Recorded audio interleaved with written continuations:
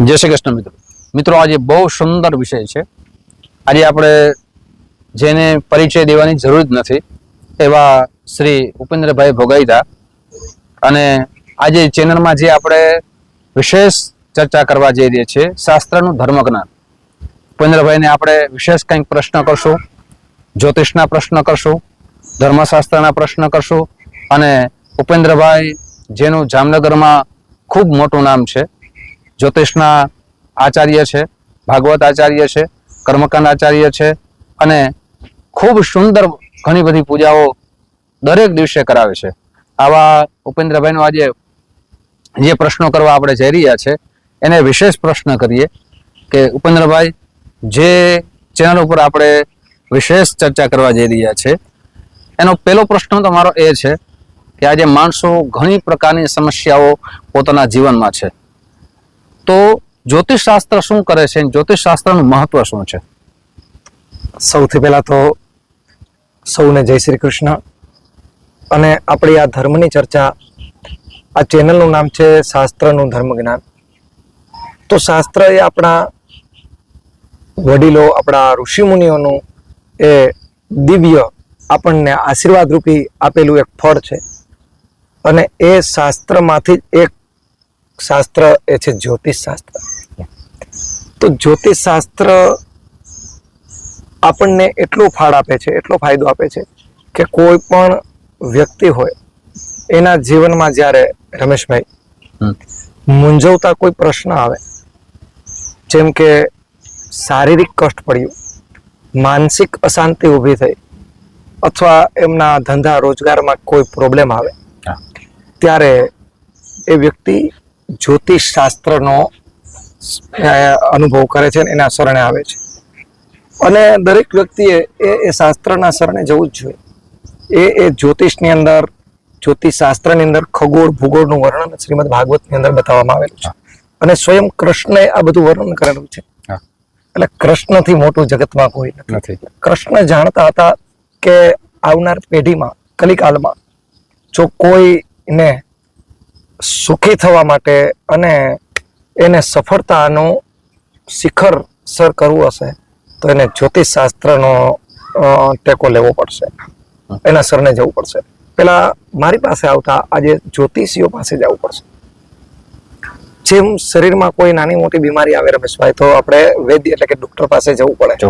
એમ જીવનમાં જ્યારે સમસ્યા આવે ને ત્યારે વ્યક્તિ જે હોય એને સદગુરુ એટલે કે જ્યોતિષ હોય, જ્યોતિષી છે, જે એ શાસ્ત્રના ગુરુ છે. અને વર્ણાનામ બ્રાહ્મણો ગુરુ, બ્રાહ્મણ છે એને આ વારસામાં મળેલી સંપત્તિ છે. તો એના લોહીમાં, એના બ્લડમાં સંપત્તિ છે આ શાસ્ત્ર, જ્યોતિષ શાસ્ત્ર છે.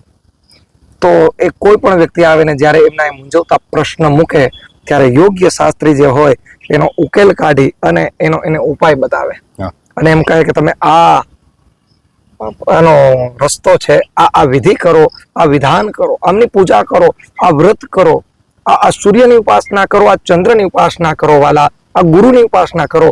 એટલે એમાંથી એમને જે રસ્તા ન મળતા હોય ને એ રસ્તા રમેશભાઈ અવશ્ય મળે છે. આ મારો અનુભવ છે. વાહ વાહ ઉપેન્દ્રભાઈ, અત્યારે આપણે જોઈએ છે, અને ખાસ તો ભરતભાઈને ખૂબ ખૂબ ધન્યવાદ દેવો જોઈએ કે જે ચેનલના માધ્યમથી ધર્મનું સાચું જ્ઞાન પીરસે છે, શાસ્ત્રનું સાચું જ્ઞાન પીરસે છે, અને એ માધ્યમથી આપણે આજે ભેગા થયા છે.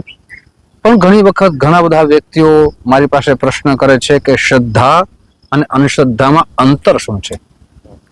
શ્રદ્ધા આપણે ઘણી વખત શાસ્ત્ર પ્રમાણે ચાલે તેના સમસ્યાના ઉત્તરો મળે છે, પણ અંધશ્રદ્ધા અને શ્રદ્ધામાં અંતર વિશે આપ જેવા વિદ્વત બ્રાહ્મણો પાસે જ અમે કંઈક જાણી શકીએ.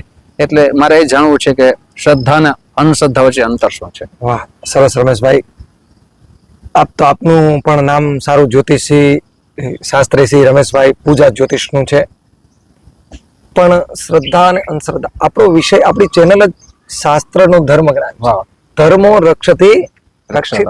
એમાં કહેવામાં આવ્યું છે વાલા કે આપણી રક્ષા ધર્મ જ કરશે. જ્યારે આપણે ધર્મને સાચવશું, ધર્મનું સ્ટેપ 4 જે પુરુષાર્થ છે વ્યક્તિના, તેમાં ધર્મ, અર્થ, કામ અને મોક્ષ, આ 4 પુરુષાર્થ છે. તો ધર્મને જો આપણે સાથે ચાલશું ધર્મને સંભાળશું તો એ બધું ઓટોમેટિકલી આપણું બધું સારું થવાનું છે. પણ શ્રદ્ધા અને અંધશ્રદ્ધાનો પ્રશ્ન છે એ સરસ પ્રશ્ન, અને જગતને આ સાચું જ્ઞાન હોવું જ જોઈએ.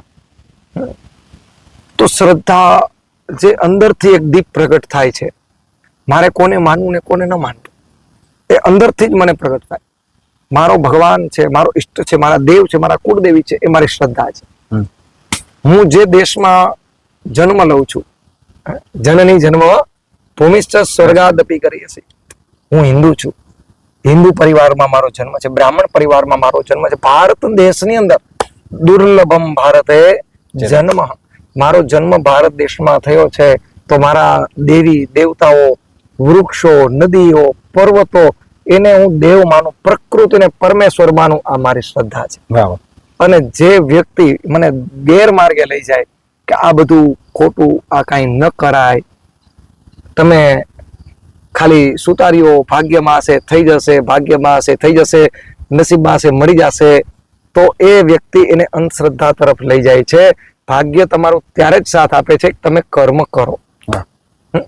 કર્મ કરો, પ્રાતકાલમાં સવારે જાગો, દેવની પૂજા કરો, અને એ પૂજા કરી નિત્ય કર્મ તમારા જે એ કરો, કામે કરો, કામે જાઓ, માતા પિતાનો આદર સત્કાર કરો, ગુરુ અને વડીલોને માનો, ત્યારે એ તમારું કર્મથી તમારું ભાગ્ય ખુલે છે.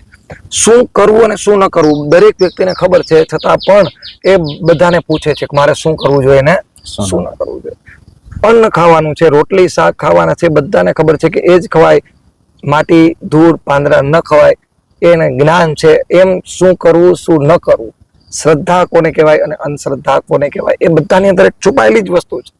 પણ છતાં એ ગુરુ જ્યારે સામે આવે, કોઈ બ્રાહ્મણ યોગ્ય આવે, ત્યારે એને માર્ગદર્શન સાચું આપે છે, દ્વારકા જવાનો સાચો રસ્તો એ બતાવે છે.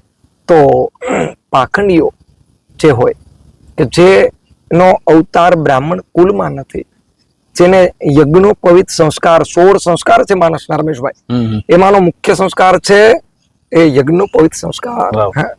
બ્રાહ્મણનો જન્મ થાય, પણ પછી જ્યારે એ દ્વિજ એટલે કે જ્યારે યજ્ઞોપવિત ધારણ કરે, ત્યારે એ વેદ મંત્રો બોલવાના અને આશીર્વાદ દેવાના અધિકારી બને છે.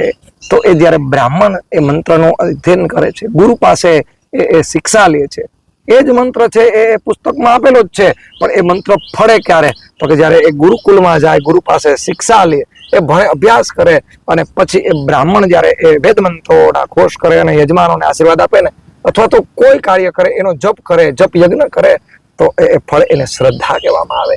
અને જે વ્યક્તિ આ કોઈ વ્યક્તિ આ ગુરુકુલમાં નથી ગયા, જે કોઈ બ્રાહ્મણ જ નથી, અથવા તો એને કોઈ દેવ હારે કોઈ લેવા દેવા નથી, કોઈ ધર્મ હારે લેવા દેવા નથી, અને ખોટે રસ્તે ગેરમાર્ગે દુનિયાને લઈ જાય છે, અને એ કલિયુગમાં એનો વધારે પ્રચાર હોય, સત્યનો ઓછો હોય, અસત્યનો વધારે હોય.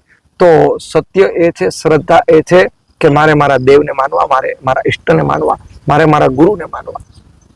ખોટું જે કરે છે એ અંધશ્રદ્ધા છે, અને જે સત્ય કરે છે એ શ્રદ્ધા.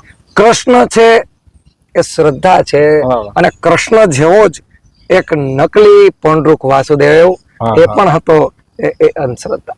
સત્ય શું છે ને અસત્ય બે વસ્તુ છે, એક સત્ય છે ને એક અસત્ય છે, પણ આપણે એને પારખવાનું છે. એક સોનું છે અને એક પિત્તળ છે, પણ એ કસોટી આપણે પારખવાનું આપણે છે કે આ સોનું છે, મારે આ જોઈ છે. પણ તમે પિત્તળ લેશો અને અંધશ્રદ્ધામાં જશો તો એ તમારે ભોગવવાનું રહેશે. એમાં પછી કોઈ ગુરુ એ જવાબદાર નથી, કોઈ પંડિત કે કોઈ બ્રાહ્મણ જવાબદાર નથી, પણ તમે ખુદ નિર્ણય કરો કે મારે કોની પાસે જવું.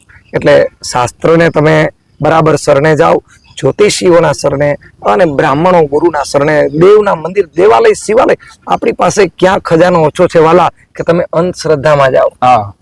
આપણી પાસે કેટલા દેવતાઓ છે, કેટલી વસ્તુઓ છે, પીપળ છે, પીપળાઓ છે, તુલસી છે, વૃક્ષ છે, ગાય છે, કેટલો ખજાનો આપણા પૂર્વજો આપણા માટે મૂકી ગયા છે. તો વાલા શ્રદ્ધા મૂકી અને શું આપણે કાંટાને પકડશું? આપણે પુષ્પને પકડીએ, શું કાંટાને પકડશું? બસ આજ મારો જવાબ રમેશભાઈ છે. ઉપેન્દ્રભાઈ બહુ સુંદર જવાબ આપ્યો. મિત્રો, આજે ઉપેન્દ્રભાઈ બહુ સુંદર જવાબ આપ્યા. શ્રદ્ધા અને અંધશ્રદ્ધા વિશે બહુ સુંદર જાણકારી આપી, સાથે ધર્મશાસ્ત્રનું જ્ઞાન આપ્યું. ઉપેન્દ્રભાઈનો ખૂબ ખૂબ આભાર. ઉપેન્દ્રભાઈ, આવી જ ચર્ચાઓ તમારી પાસે અમે કરતા રહેશું. તમે આવ્યા, અમને, અમારા દર્શકોને, અમારા મિત્રોને બધાને બહુ સુંદર માહિતી આપી તે બદલ આપનો ખૂબ ખૂબ આભાર. જય શ્રી કૃષ્ણ. જય શ્રી કૃષ્ણ બધાને, જય શ્રી કૃષ્ણ.